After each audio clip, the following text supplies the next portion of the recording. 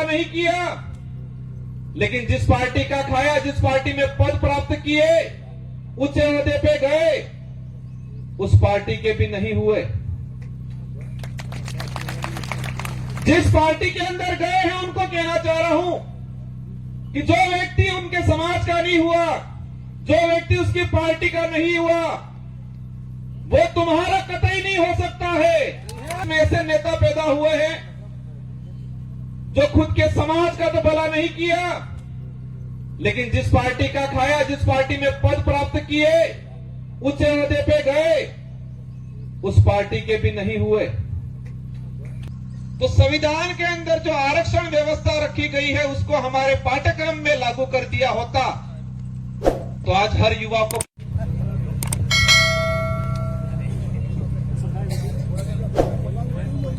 सभी साथियों को जय जोहार।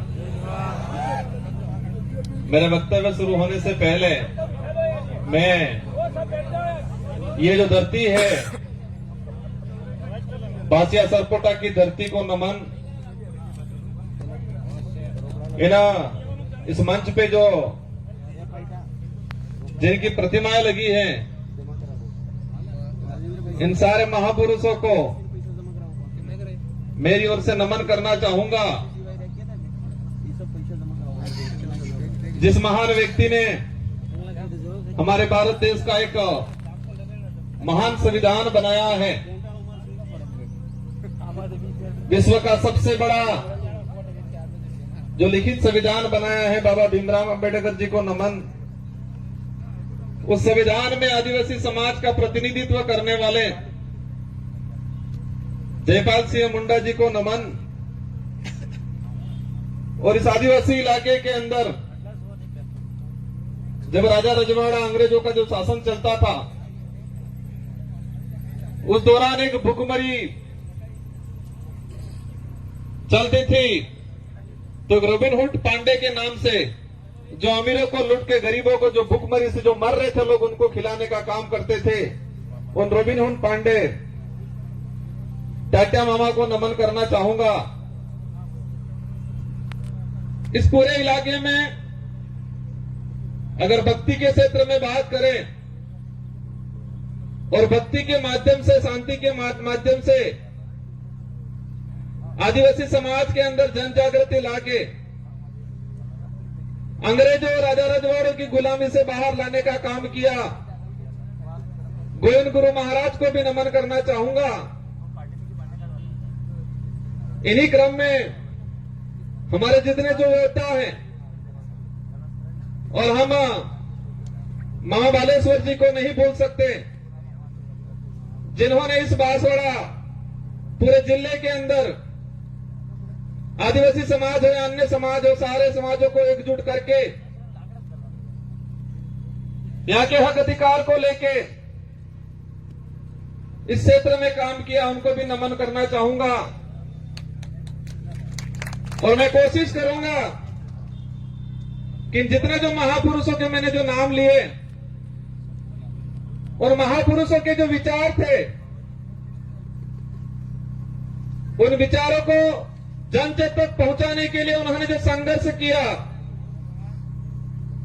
उन्हीं विचारों को आगे बढ़ाने का काम मैं और मेरी भारतीय आदिवासी पार्टी करेगी और आने वाले समय में अनवरत करती रहेगी।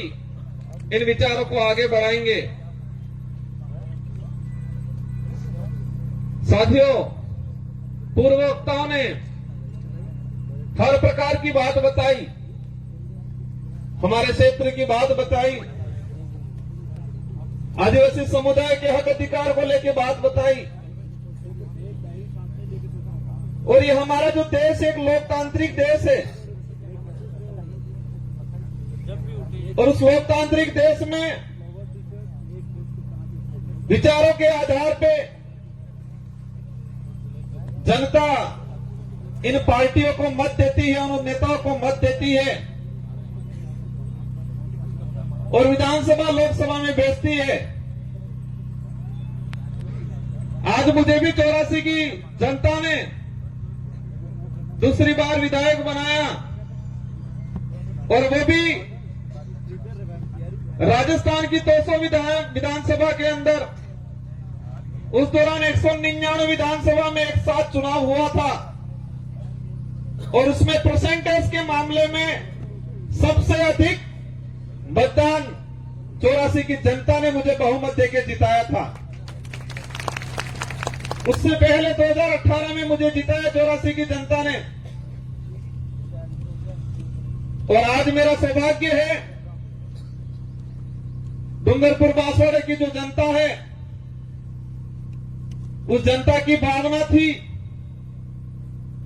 कि ये व्यक्ति हमारे इस क्षेत्र का आदिवासी समुदाय के हक अधिकार की बात को लेके, एससी समुदाय के हक अधिकार की बात को लेके, माइनॉरिटी समुदाय के हक अधिकार की बात को लेके और साथ ही क्षेत्र के अंदर अन्य समुदाय जो मानवता में विश्वास करता है,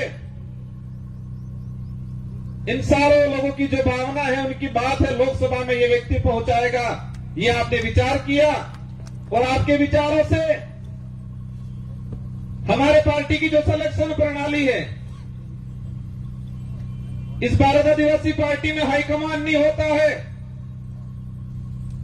और इस पार्टी में हाईकमान आम जनता, आम कार्यकर्ता होती है। और आपकी भावना के अनुरूप मुझे इस लोकसभा क्षेत्र का सांसद प्रत्याशी बनाया और मैं उम्मीद करूंगा कि जिस भावना से आपने मेरा सिलेक्शन किया है, उसी भावना से मेरा इलेक्शन भी करोगे, ये मुझे उम्मीद है आप सबसे। मैं आप सबको भरोसा भी दिलाना चाहूंगा, इस देश को आजाद कराने में इस क्षेत्र के अंदर आजादी से पहले जो शोषणकारी नीति वाले लोग थे, उनके खिलाफ ये जो जितने जो महापुरुष हैं, उन महापुरुषों ने अपने विचारों के माध्यम से इस क्षेत्र में जन जागरण किया, लोगों को जागरूक किया और अपने हक अधिकार के प्रति लड़ने के लिए प्रेरित किया। और मैं वही विचार, ये जो महापुरुष हैं, उन महापुरुषों के जो उद्देश्य थे, इन उद्देश्यों को उन्हीं के विचारों के माध्यम से मैं पूरे करने की कोशिश करूंगा। साथ ही आज का जो कार्यक्रम है, अनुसूचित क्षेत्र में आरक्षण व्यवस्था, आरक्षण को लेकर महासम्मेलन,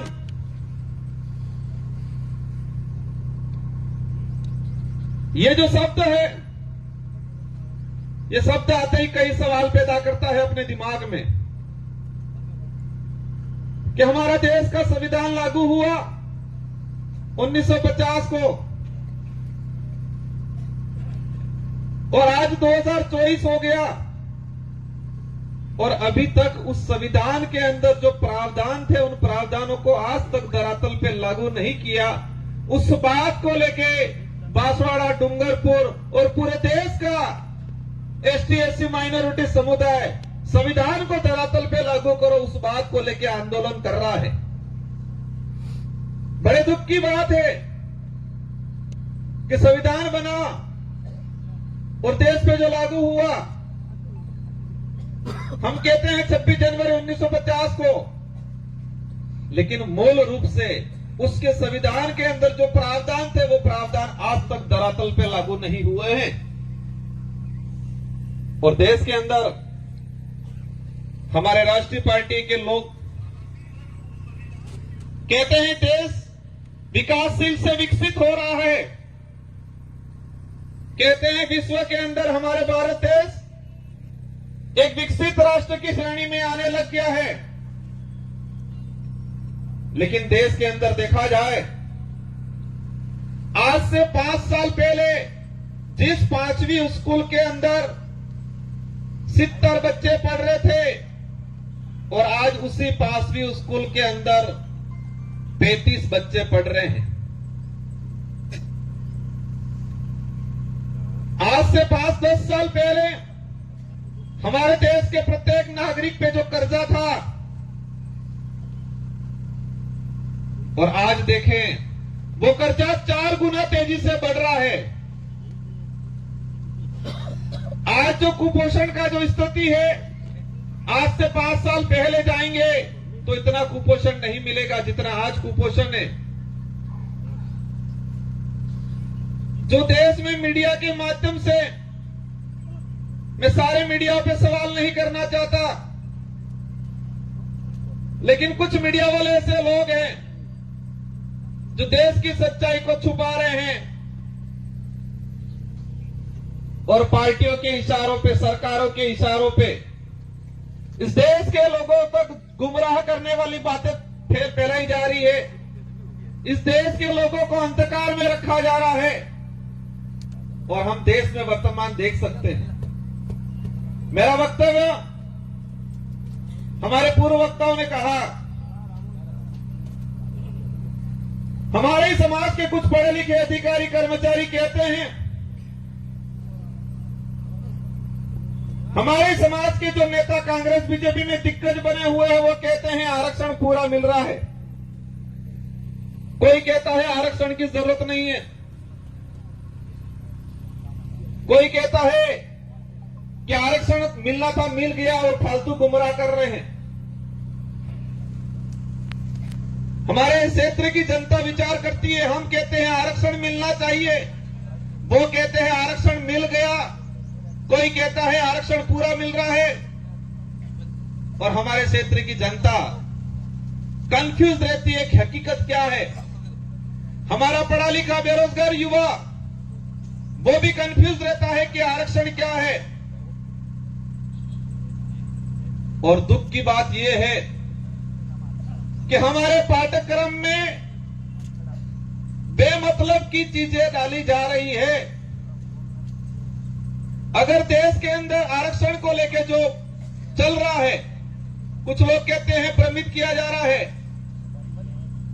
देश के आरक्षित वर्ग को, युवाओं को अगर क्लियर करना चाहिए था तो संविधान के अंदर जो आरक्षण व्यवस्था रखी गई है उसको हमारे पाठ्यक्रम में लागू कर दिया होता तो आज हर युवा को पता होता कि मेरा रिजर्वेशन संविधान के अंदर इतना है, शेड्यूल एरिया में इतना है, नॉन शेड्यूल एरिया में इतना है। लेकिन होता क्या है, वो आरक्षित वर्ग का युवा आरक्षण को जान जाएगा, समझ जाएगा, संविधान में प्रावधान क्या है समझ जाएगा, तो वो सवाल खड़ा करेगा उन राष्ट्रीय पार्टियों से, उन नेताओं से जो आते हैं कहते हैं कि राम के नाम से वोट देना। कहते कि नहीं कहते? इन लोगों ने कभी ये नहीं कहा कि बेरोजगारी खत्म करेंगे, बेरोजगारी खत्म करने के नाम से वोट देना, ये बोला उन्होंने। इस क्षेत्र में शिक्षा में गिरावट हो रही है, शिक्षा के क्षेत्र में हम काम करेंगे इसके नाम से वोट देना, ये नहीं बोला। और इस देश का दुर्भाग्य है कि इस देश में ऐसे नेता पैदा हुए हैं जो खुद के समाज का तो भला नहीं किया, लेकिन जिस पार्टी का खाया, जिस पार्टी में पद प्राप्त किए, उच्च ओहदे पे गए, उस पार्टी के भी नहीं हुए। जिस पार्टी के अंदर गए हैं उनको कहना चाह रहा हूं कि जो व्यक्ति उनके समाज का नहीं हुआ, जो व्यक्ति उसकी पार्टी का नहीं हुआ, वो तुम्हारा कतई नहीं हो सकता है। और इस क्षेत्र में देखा है मैंने, हमारे चंद्र वर्ग के भाइयों को जाके ये भड़काते हैं, कहते हैं कि तुम चिंता मत करना, मैं तुम्हारे साथ हूं, ये बोलते हैं। तो हमारे उन भाइयों को भी कहना चाहूंगा, जो खुद के समाज का नहीं हो सकता है वो आपका कभी नहीं हो सकता है। ये विचारधारा सच्चाई को लेकर लड़ रहे हैं। ये विचारधारा, हम कहते हैं हम आदिवासी समाज में पैदा हुए हैं, मेरा पहला फर्ज बनता है कि मैं मेरे परिवार के लिए, मेरे समाज के लिए बात रखूं। साथ ही क्षेत्र के अंदर हमारे एसटी समुदाय के भाई हैं, माइनॉरिटी समुदाय के भाई हैं, इसके अलावा किसी भी वर्ग का गरीब भाई है, उसकी कोई भी बात होगी, कोई भी समस्या होगी, उसका निराकरण करेंगे हम लोग। और ये देख सकते हो हमारे 84 क्षेत्र के अंदर हर व्यक्ति ने हमको मत दिया और मुझे मेरी विधानसभा में प्रचार करने की जरूरत नहीं पड़ी थी। हमारे कार्यकर्ताओं ने मोर्चा संभाल लिया था और हाईएस्ट मत राजस्थान में टॉप 2 में लाके रख दिया मुझे। आरक्षण व्यवस्था को लेकर कुछ आंकड़ा मैंने क्लियर किया है, अलग अलग डिपार्टमेंट की भर्तियों का। लेकिन इस मंच के सामने ही हमारे खाकी वर्दी वाले भाई दिख रहे हैं, इसलिए मैं उनके डिपार्टमेंट का कुछ आंकड़ा बता दूंगा।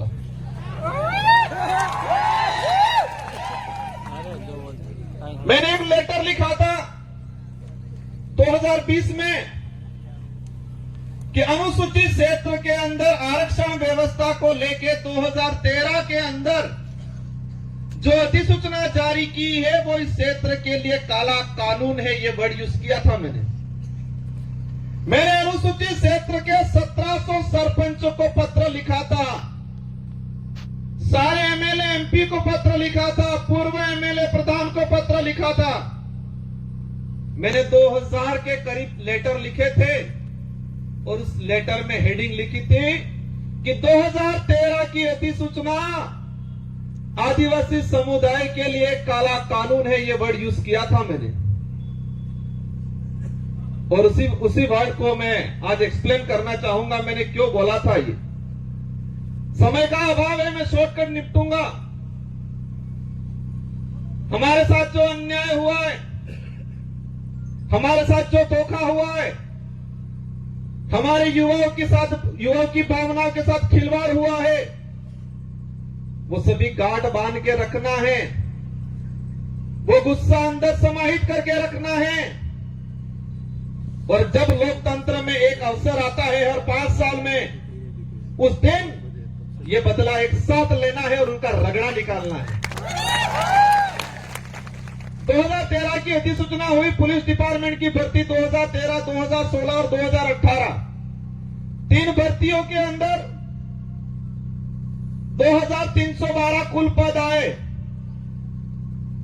मैं ये आज इसलिए कहना चाह रहा हूं कि इन्हीं कमल कांग्रेस के नेताओं ने और मुख्य रूप से 2013 में जो मंत्री थे, वर्तमान विधायक थे, जो ईडी के डर से आज भाजपा में चले गए, उनके ही कर कमलों से ये लागू किया गया था। अब इसमें क्या है प्रावधान? इन 3 भर्तियों की बात करें, कांस्टेबल भर्ती 2312 कुल पद आए। प्रावधान ये किया गया 45% एसटी को, 5% एससी को और 50% ओपन कैटेगरी को दे दिया जाएगा। मतलब ओपन कैटेगरी में कोई भी जा सकता है, एससी का व्यक्ति जा सकता है, एसटी का व्यक्ति जा सकता है, ये बात बोली उन लोगों ने। लेकिन आंकड़ा क्या आता है? मैं ऑल ओवर अगर बात करूं, एसटी को मिले 828, 2312 में से एसटी को मिले 828 और वो 35% पद मिले, 45% पूरा नहीं मिला। वही बात करें ओपन कैटेगरी के जो पद आए 1156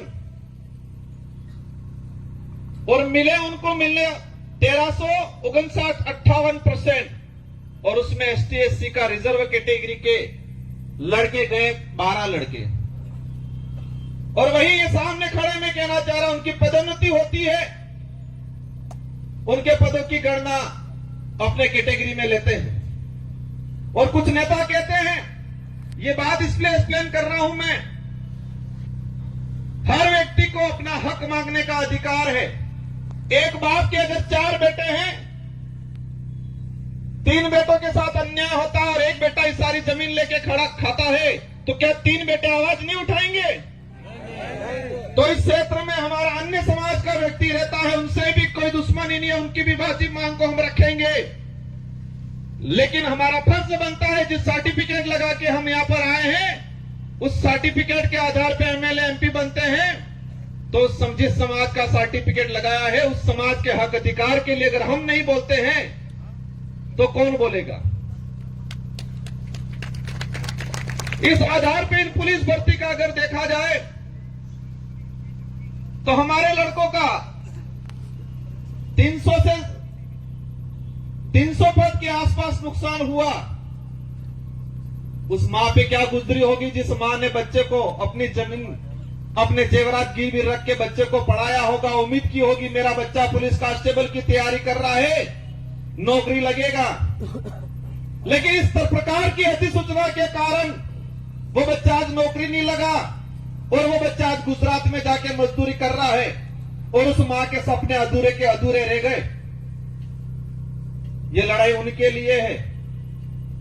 सूद समेल वसूल करेंगे और ये किसी समाज को हम दोस्त नहीं देना चाह रहे हैं, हम दोस्त उस नेताओं को देना चाह रहे हैं जिन्होंने अपनी पेटियां भरने का काम किया,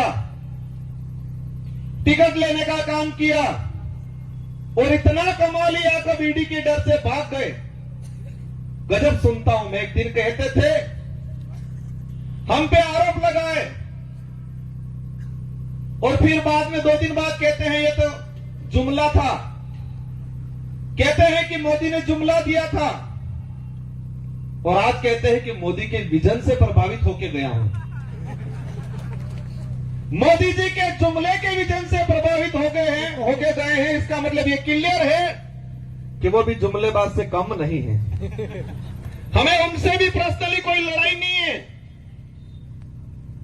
उनके कई जमीन का बंटवारा हमारा नहीं है, लेकिन उनको इस क्षेत्र की जनता ने बड़ा लीडर माना था। हमारे बड़े बुजुर्गों ने आशा रखी थी उनसे कि ये नेता है बड़ा, हमारे लिए हमारे क्षेत्र के लिए कुछ अच्छा करेगा। इन आशाओं पे पानी फेरने का काम किया है। मुझे कई जगह से जानकारी मिली, बुजुर्ग लोग जो रात दिन उस आदमी के लिए, उस पार्टी के लिए घूमते थे, खुद का पैसा खर्चा करके इन लोगों ने कई जनों से दुश्मनी ले ली उस व्यक्ति की वजह से, उस पार्टी की वजह से, और आज बेचारे वो बुजुर्ग लोग रो रहे हैं। आपको चिंता करने की जरूरत नहीं है। पूरे देश के अंदर यही भारत आदिवासी पार्टी है जो सच्चाई को लेकर लड़ने का काम करेगी। और आप देख सकते हो, उदयपुर संभाग की बात करें कि कांग्रेस कभी नहीं बात कर रही है कि शिक्षा अच्छी मिलनी चाहिए, स्कूलों में व्याख्याता लगने चाहिए, बेरोजगारी खत्म होनी चाहिए, हमारा अनाज जो पकड़ा है उसको एमएसपी रेट मिलनी चाहिए, बात नहीं करेगी। बीजेपी भी वो बात नहीं कर रही है। बीजेपी कह रहे मैं किसी भगवान या किसी धर्म का विरोधी नहीं हूं, लेकिन जो धर्म के नाम से, भगवान के नाम से वोट लेके राज करने का काम करते हैं, ऐसे लोगों का मैं घोर विरोधी हूं और विरोध करता रहूंगा।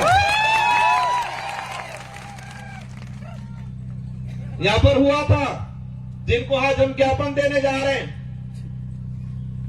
ये माही विस्थापित होके लोग कडेना और ये माही डैम से विस्थापित होके लोग प्रतापगढ़ में रह रहे, आपके आसपास तो रह रहे, लेकिन मध्य प्रदेश के नीमच के अंदर लोग रह रहे हैं। और जो ये डांस ऑफ इंडिया में जो 5 बच्चियां गई थी, जिनका आपने सबने नाम सुना होगा, गली गर्ल्स के नाम से जो लड़कियां हैं, नीमच में रहती है, झोपड़ियों में रहती है, उनके माँ बाप मजदूरी करते हैं, आज तक भी उनको जमीन का पट्टा नहीं मिला है। वो नीमच के नहीं है, ये माही से विस्थापित होके गए हुए लोग हैं। और आज कह रहे हमारे यहां के लोग विस्थापित होके गए, उनको जमीन नहीं मिला आज तक।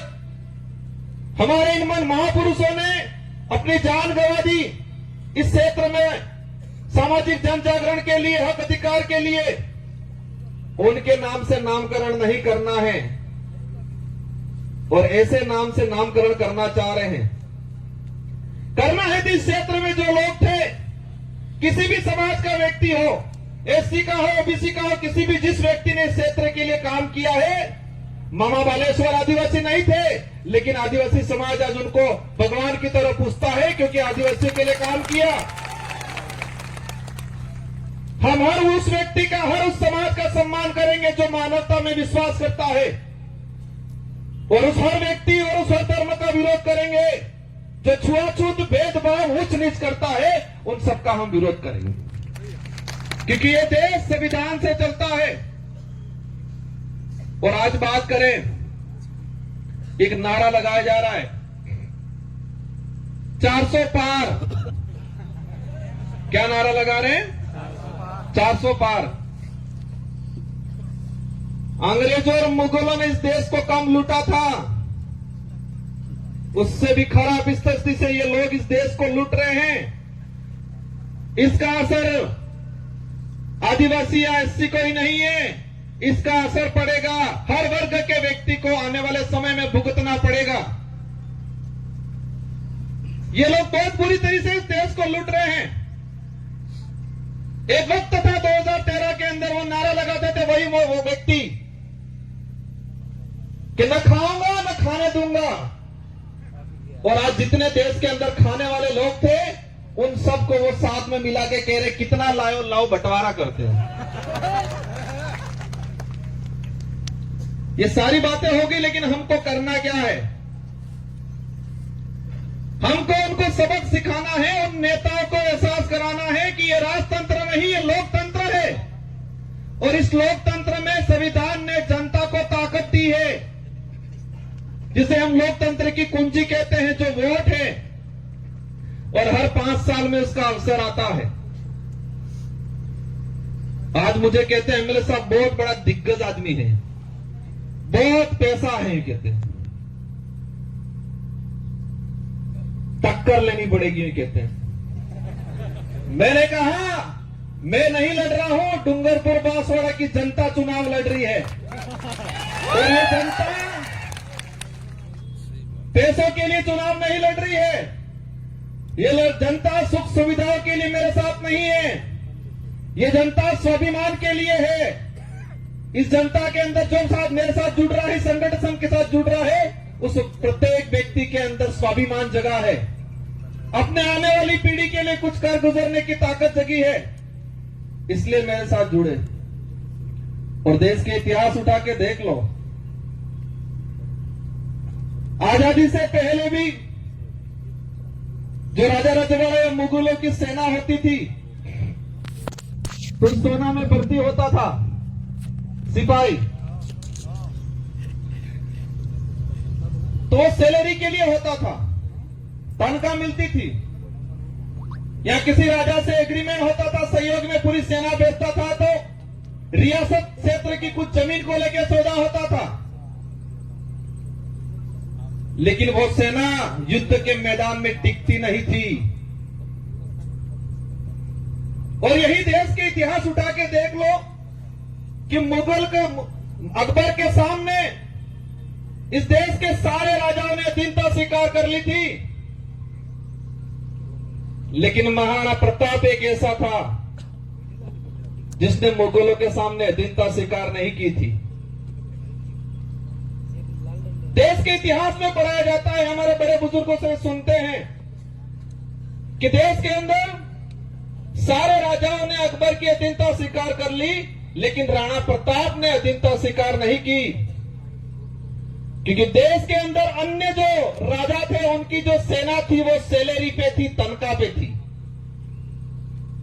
देश के अंदर जो अन्य राजा थे उनके सहयोग में आई हुई सेना कुछ जमीन की लालच में आई थी मदद करने, लेकिन राणा प्रताप के साथ में जो सेना थी वो तनख्वाह वाली सेना नहीं थी, वचन वाली सेना थी, और वो भीलों की सेना थी। किसकी सेना थी? भीलों की सेना थी, पठानों की सेना थी।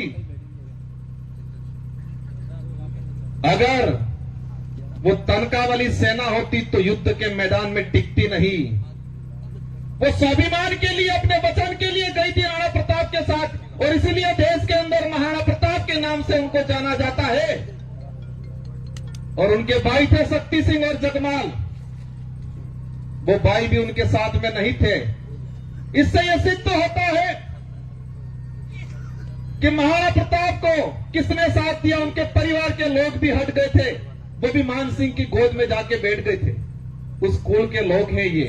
और मुझे पता है कि कांग्रेस और बीजेपी के बहकाम में आके उनसे पैसा लेके ये काम नहीं करेंगे। ये लोग स्वाभिमान के लिए काम करेंगे, ये वचन के लिए काम करेंगे, आने वाली पीढ़ी के लिए काम करेंगे। मेरी बात को आप समझ गए होंगे कि हमारे लोगों ने महाराणा प्रताप को वचन दिया था, तनख्वाह नहीं ली थी। फौज में हमारे लोग भर्ती नहीं हुए थे, तनख्वाह की बेसिस पे नहीं हुए थे।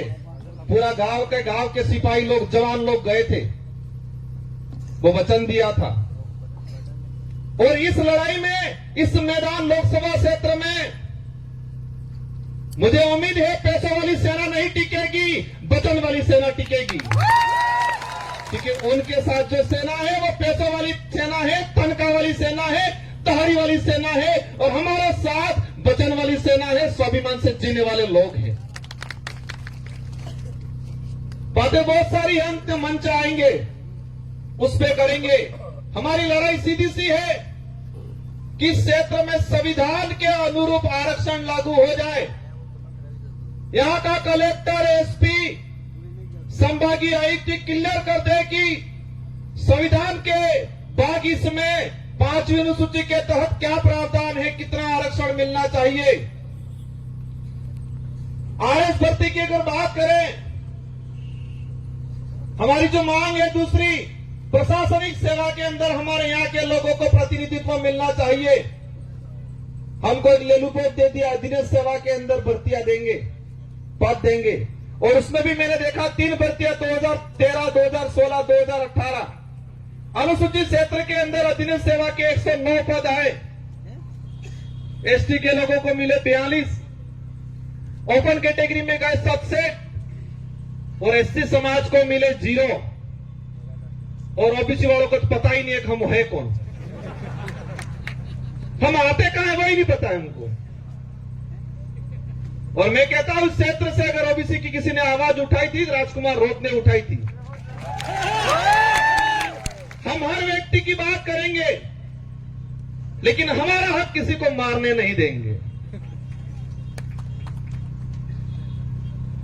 एससी समुदाय को 0 सीट तीनों भर्तियों में, और अधीनस्थ सेवा के अंदर 67 पद आए, उसमें एसटी, एससी रिजर्व कैटेगरी का एक लड़का नहीं गया।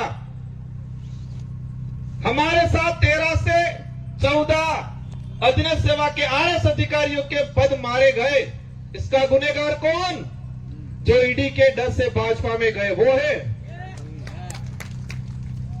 ये लड़ाई बेरोजगारों की लड़ाई है। ये लड़ाई हमारे क्षेत्र में, शिक्षा के क्षेत्र में क्रांति लाने की लड़ाई है। हम सबको लड़ना है।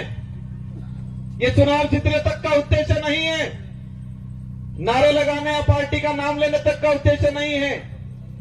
हमको हमारा समाज बचाना है, हमारा देश बचाना है। ये देश का संविधान अधिकार देता है हर व्यक्ति को, हर समाज को अपने हक अधिकार की बात करने का अधिकार है, और करना चाहिए हर व्यक्ति को। लेकिन हमारे यहाँ के नेताओं ने इस क्षेत्र को बर्बाद करने का काम किया है। मुद्दे अनेक हैं। ये 400 पार का जो नारा लगा रहे हैं, उस नारे को समझना। इन लोगों की चाल है ये संविधान बदलने की, संविधान को खत्म करना चाहते हैं। और आप सुन लेना, अभी का उदाहरण है कि 26 जनवरी पे बाबा साहब अंबेडकर और सावित्रीबाई फूले की तस्वीर लगाने से टीचर को एपीओ कर दिया जाता है। जिस पार्टी को बाबा साहब अंबेडकर और सावित्रीबाई फूले की तस्वीर से दिक्कत है, वो देश का भला कर सकते हैं क्या?